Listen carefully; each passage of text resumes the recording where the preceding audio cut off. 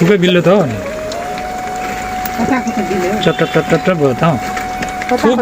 कतिवटा हुन्छ हौ थुप पनि 2-3 वटा हुन्छ र हसाय हो यो भाइरल दिदी बहिनीहरूले पनि पिठो कुटेर यहाँ हाम्रो भाइरल दिदीको हातको आज फन्के रोटी चाहिँ खाने अवसर मिलेको छ यस्तो तरिकाले चाहिँ पोल्दै हुनुहुन्छ चटक गर्दै हेर्नु न यो कत्रो फुल्लेको रहेछ त गोमन साग जत्रै फुल्यो त बेना के लाएर बनाएको रे मनदानीमा घिउ पारेर नाउनी घिउ हालेर फन्के रोटी थालैमा अरू के लाग्यो नि म छु भेनाको जालैमा हो भेनाको जालमा फस्नु हुँदैन नि अनि डाँडामा निस्केर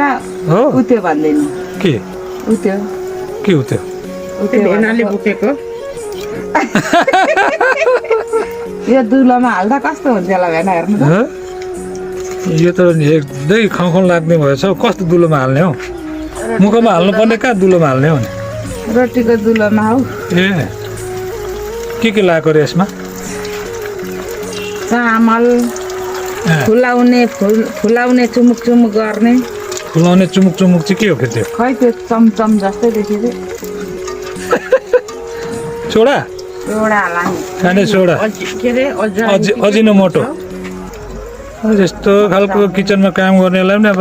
नाम थाहा हुँदैन फुलाउने फुलाउने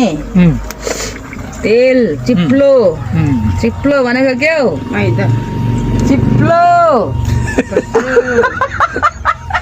चाहिँ केले चिप्लो गर्छ चिप्लो भनेर लाउनु न कान्छी हाँसेर मर्छ हो र के भन्छ चिप्लो आयो भने म चिप्लाएँ चिप्लो माथि बाबुको नाम चाहिँ खस्रो अरे यता शैलजयको नाम चाहिँ चिप्लो अरे चिप्लो झापा जिल्लाबाट आएर पनि यहाँ सेलरोटी पोल्दै हुनुहुन्छ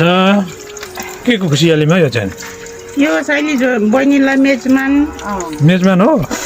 दिदीको घरमा आएको अब उहिले त किला काटेर दिन्थ्यो बाख्राको टाउको काटेर अनि अहिलेको जमानामा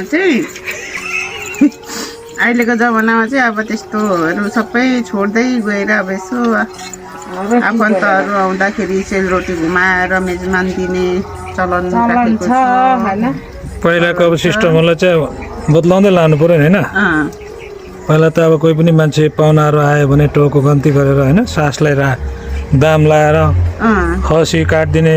पाठाहरू काटिदिने चलन थियो त्यो चलनलाई चाहिँ अब बिस्तारै परिवर्तन लानुपर्छ अनि चिप्लो हाल्ने हो रोटीमा भनेपछि यो त सुङको तयारी गरे हो यो सुङ हो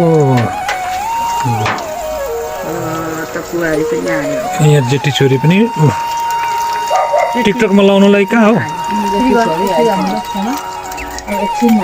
यस्तो तरिकाले बनाउँदै हुनुहुन्छ कसरी घुमाएछ फन्के रोटी लु घुमाउ यसरी सनक्क परेर चाहिँ छक्क मिल्दो रहेछ होइन त्यसरी हो मान्छेले त कसैले त डाडोले पनि गर्छ होइन दुईटा फेरि हो ल यस्तो तरिकाले चाहिँ पोलिन्छ है सेलरोटी तपाईँहरूकोमा कस्तो तरिकाले सेलरोटी बनाउनुहुन्छ के लाएर बनाउनुहुन्छ त्यो पनि हामीलाई सेयर गर्नु होला हाम्रोमा चाहिँ यस्तो तरिकाले बनाइन्छ है थुप्रै बिल्लो त हो नि चट्ट भयो त थुप कतिवटा हुन्छ हौ थुप पनि 2-3 वटा हुन्छ र हसाय हो यो भाइरल दिदी बहिनीहरूले पनि